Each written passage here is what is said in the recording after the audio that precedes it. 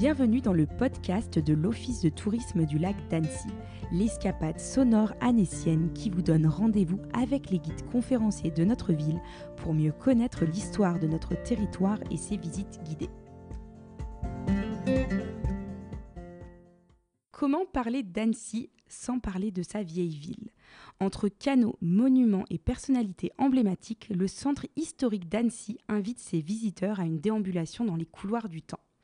Je suis Chloé Gaona et aujourd'hui nous sommes heureux de recevoir à l'Office de tourisme du lac d'Annecy Denis Fogola, guide conférencier agréé par le ministère de la Culture qui va nous parler de notre magnifique Venise des Alpes.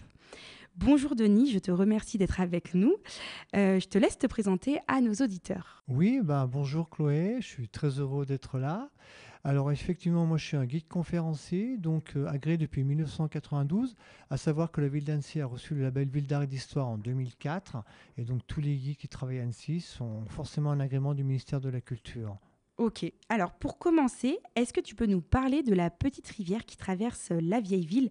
Il me semble que c'est là ou une des plus petites de France et du rôle qu'elle a joué dans la construction d'Annecy. Oui, alors cette rivière, c'est un peu le fil conducteur des gens qui traversent la vieille ville. Elle commence en fait là où se termine le lac, donc vers le pont de la Halle. Elle a un nom un peu particulier, elle s'appelle le Tchou. Et puis pour compliquer les choses, ça s'écrit T-H-I-O-U et on prononce Tchou. Effectivement, c'est une des rivières les plus petites de France. Alors, 3 km 614 pour être précis, on l'a mesurée. Donc, elle commence là où se termine le lac. Elle traverse toute la ville d'est en ouest. Et donc, de l'autre côté de la ville, sur la commune de Cran, elle va rejoindre une rivière qui s'appelle le Fier. Le Fier rejoint le Rhône et le Rhône termine sa course dans la mer Méditerranée. Alors, le rôle important qu'a joué ce Tchou, c'est que c'était l'axe principal qui traversait la ville d'est en ouest. Il faut s'imaginer qu'à une époque, les routes n'existaient pas autour du lac. On utilisait le lac pour transporter les matériaux lourds du bout du lac d'Oussard jusqu'à Annecy, avec des bateaux un petit peu particuliers qui transportaient les pierres, les tuiles de Taloir, le vin réputé de Verrier, de Taloir. Et donc, les bateaux, à une époque, pouvaient rentrer dans la ville, donc par cette rivière naturelle. Les ponts, évidemment, étaient beaucoup plus hauts par rapport à aujourd'hui. Les ponts sont plus bas en pierre. Avant, ils étaient souvent beaucoup plus hauts, voûtés en bois. Et puis, surtout, l'intérieur du Tchou, là, quand on se promène, on voit que c'est bétonné au fond. Donc, avant, il y avait beaucoup plus de profondeur. Donc, l'axe principal pour entrer dans la ville, une rivière, et vraiment, la ville s'est développée par rapport à cet axe. Donc, premier rôle important, rôle de communication. C'est pour ça que si quelquefois, modestement, on entend parler Annecy, petite Venise des Alpes, pourquoi ? C'est parce que la rue principale qui permet de rentrer dans la ville d'Annecy, c'est une rivière, comme le Grand Canal à Venise. Alors la comparaison avec Venise s'arrête là, bien sûr. Voilà pourquoi on entend souvent petite Venise des Alpes. Alors, l'autre rôle important que va jouer cette rivière, le Tchou, c'est comme il y a de l'eau, tous les artisans vont s'installer tout au bord de cette rivière et profiter de l'eau comme force motrice pour actionner des martinets qui permettaient de frapper pour qu'on puisse faire des lames, des tranchants. Plus loin, il y avait les moulins qui permettaient de moudre le grain. Il y a eu plus loin toute une activité liée avec la présence des boucheries. On jetait tous les détritus dans le canal du Tchou. Encore plus loin, il y avait les tanneurs qui lavaient les peaux des animaux, qui avaient besoin de l'eau. Et puis plus tard, au 19e, début 20e, toute l'industrie liée à la papeterie, parce que là, on a besoin de l'eau. Et puis une filature de coton qui était à l'extrémité de la ville. Donc, rôle de communication et rôle industriel. Donc un rôle primordial. Il y a d'ailleurs un itinéraire de balade qui est très sympa à effectuer pour le découvrir de Crangevrier à Annecy, où on peut suivre les bords du Tchou. Et pourrais-tu nous parler d'un édifice phare qui se trouve justement sur le Tchou et nous expliquer son rôle au Moyen-Âge ? Et oui, donc quand on commence à descendre du Tchou, là, on arrive principalement sur le bâtiment emblématique de la ville d'Annecy. C'est ce fameux palais de Lille, donc un bâtiment qui a les pieds dans l'eau, donc construit sur des rochers. Donc bien souvent les gens ne le savent pas, mais il y avait des rochers et on a construit la base du palais de Lille. Donc ce bâtiment qui ressemble un petit peu à une île, à un bateau.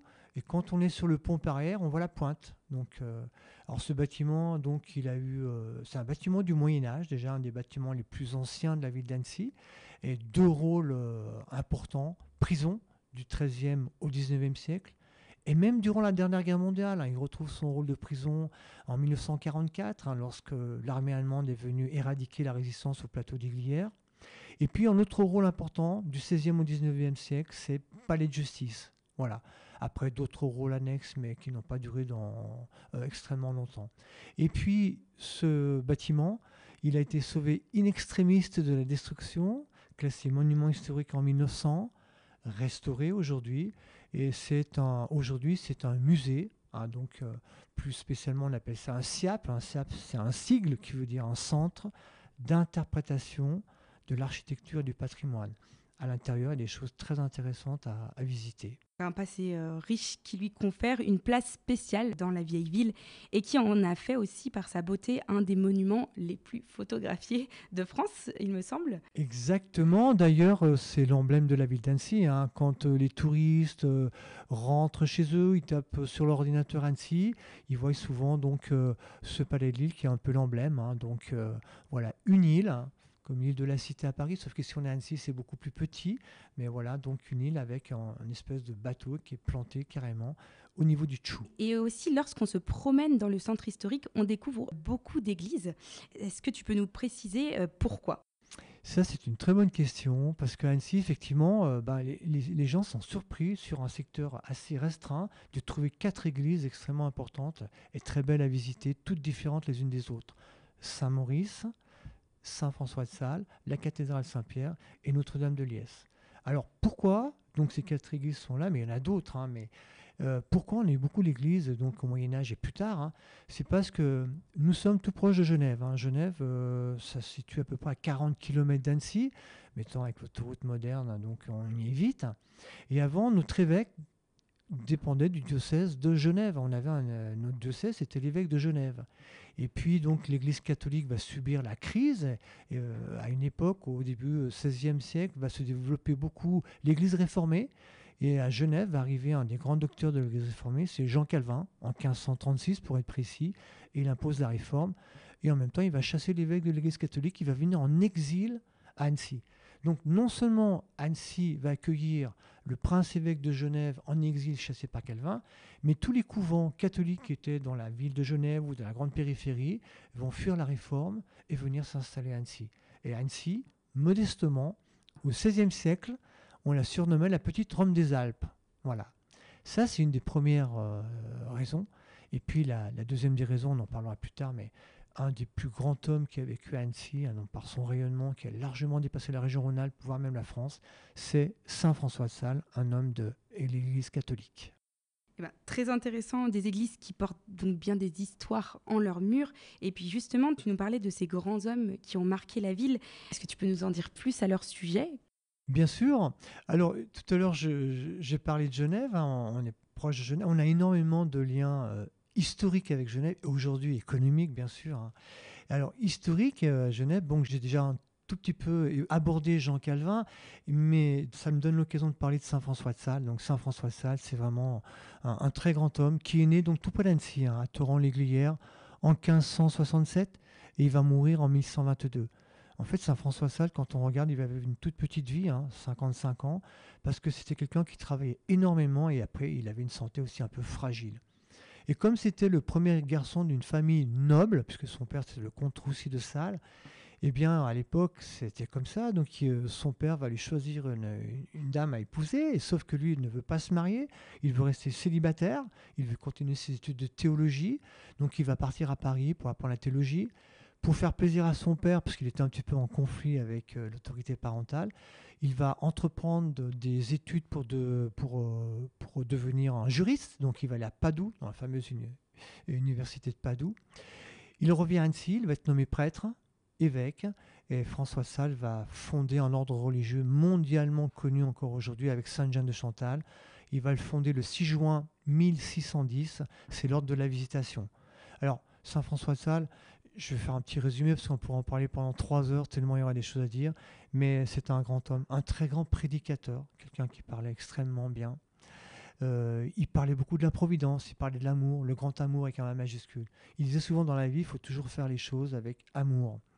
Et c'est vrai, quand on les fait avec amour, on les fait souvent mieux. C'est aussi un grand écrivain. Il a écrit un véritable chef-d'œuvre qui s'appelle Introduction à la vie dévote. Et aujourd'hui dans le monde, c'est le patron des journalistes et des écrivains. Il a été béatifié, canonisé, docteur de l'Église catholique et docteur en théologie. Et cette année, comme on est en 2022, on fête le 400e anniversaire de sa mort, puisqu'il est mort au mois de décembre 1622. Tout à fait. Merci Denis pour tout ça et effectivement ce sera un sujet qu'on pourra approfondir dans un prochain podcast. En tout cas, merci Denis d'avoir été avec nous aujourd'hui et de nous avoir emmenés flâner avec toi au détour des ruelles de la vieille ville.